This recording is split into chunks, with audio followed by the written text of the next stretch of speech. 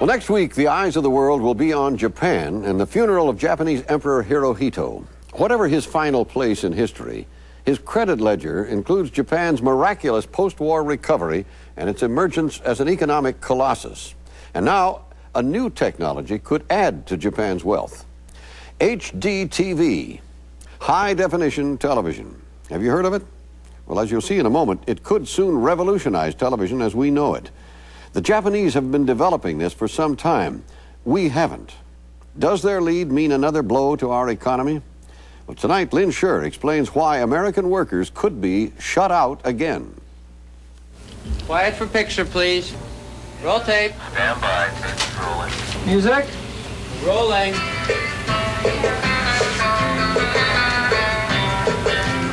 Look familiar?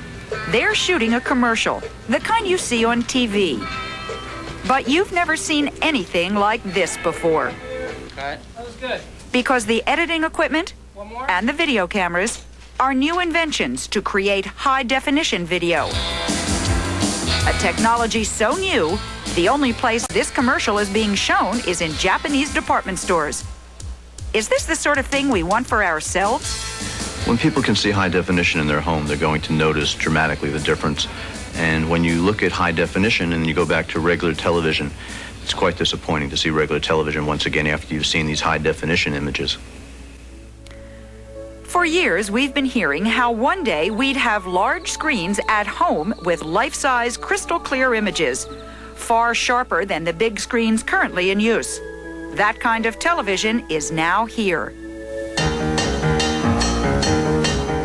It is called high-definition television, or HDTV, and it's considered the most dramatic improvement to broadcasting since the addition of color in 1954. The picture is so much brighter and better than anything now being transmitted, it has produced some ardent fans. When you see high-definition television next to our current system, it blows your mind. We categorically deny that our colors have exceeded acceptable limits. This commercial was shot in HDTV. And so was this music video.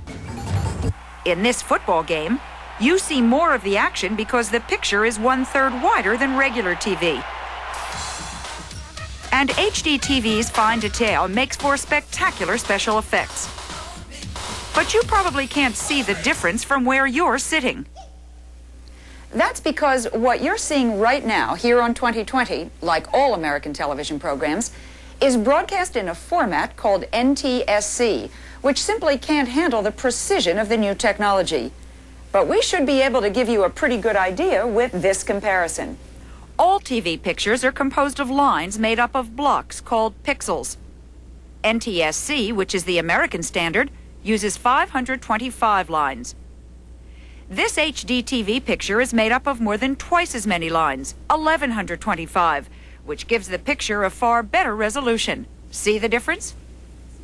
But HDTV promises far more than just a better picture. Someone will have to make all those new TV sets, and American manufacturers think this might be the product to win back all those jobs and profits we've lost to Europe and Japan over the years. In 1970, America made 90% of the color TV sets sold in this country. By 1987, American-owned factories made less than 15%. Today, there are no American companies making video cassette recorders.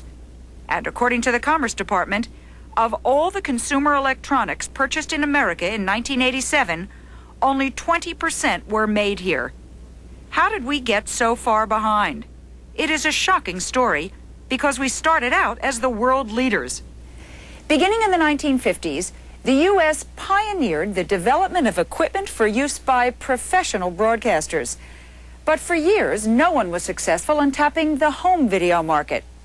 Then, in 1970, Ampex, a company in Redwood City, California, came out with this, the world's first portable home video recorder. Instavision promised to revolutionize the business, and reporters at the introductory press conference were dazzled. One of the fellows jumped up and ran out the door and said, I wouldn't have believed it if I hadn't seen it in my own eyes, and then I knew we had something. Richard Elkis was the Ampex manager in charge of developing Instavision. You know, it's amazing. It looks just like contemporary home video cameras. Well, it's not too far off. Of course, the weight's a little bit more, but for this time, it was very, very small. Nothing like it of that sort had been seen. But amazingly, this original product, the first home VCR, was not destined for immediate success. In the face of growing financial problems, Ampex shut down production of anything that demanded cash, including Instavision. Then, since it already was involved in a venture with Toshiba, Ampex sold the rights for their video invention to the Japanese firm in 1972. It was a business deal that's had extraordinary reverberations. In retrospect, did Ampex give away the store? The result was that they gave it away. They had no intention of giving it away. They didn't expect what happened to happen. What happened was this.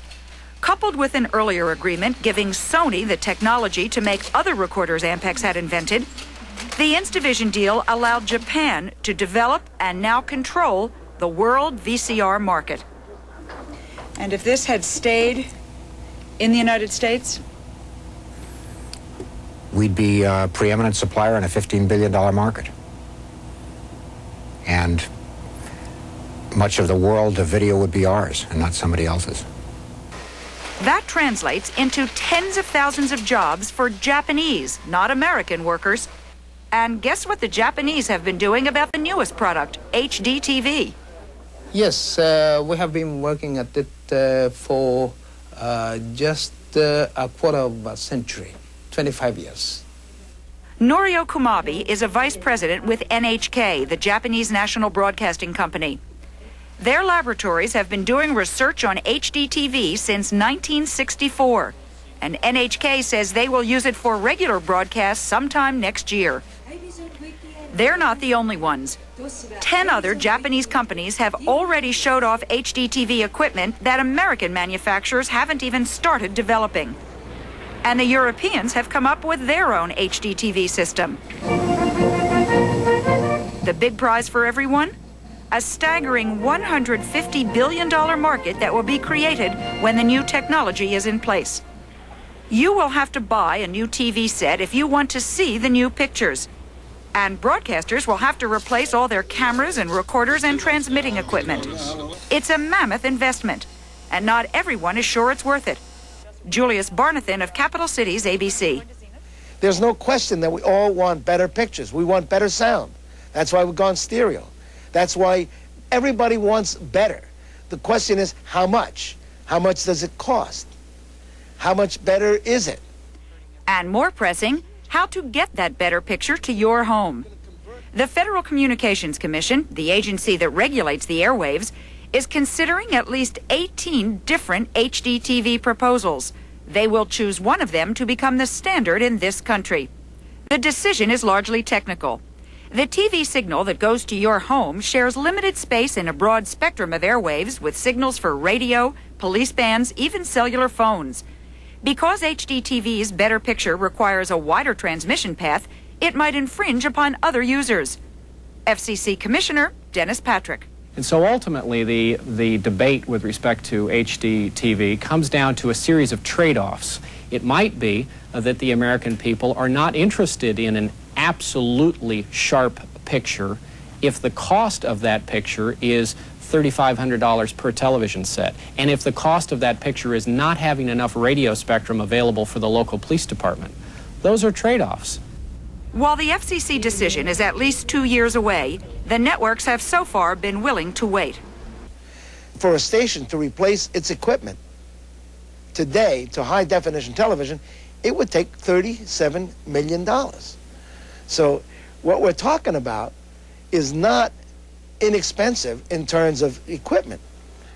But cable TV systems deliver their programs on cable, not through the airwaves.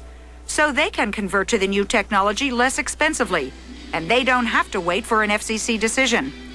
Cable operators claim they're eager to bring HDTV to American viewers as soon as possible.